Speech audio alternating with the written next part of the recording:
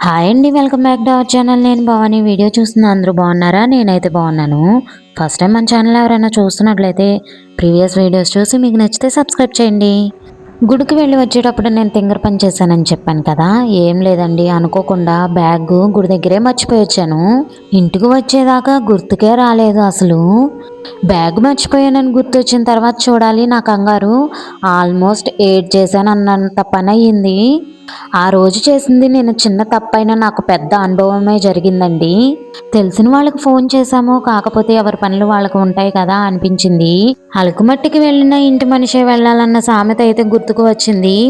అసలు బ్యాగ్ ఉంటుందో లేదో అని ఎంత టెన్షనో. స్వామి దర్శనం చేసుకున్నాను, మనసు ప్రశాంతంగా ఉన్నంతసేపు పట్టలేదు.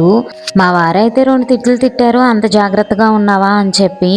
ఇంకెలా అయితేనే తీసుకువెళ్ళారు గుడి దగ్గరికి. బ్యాగ్ అయితే అక్కడే ఉంది. స్వామి దయ వల్ల అయితే బ్యాగ్ దొరికింది.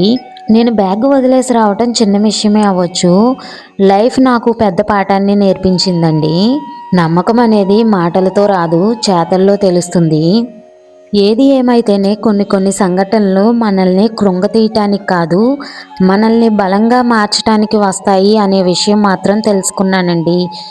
ఇంతవరకు వీడియో చూశారు కదా, లైక్ చేసి షేర్ చేయండి.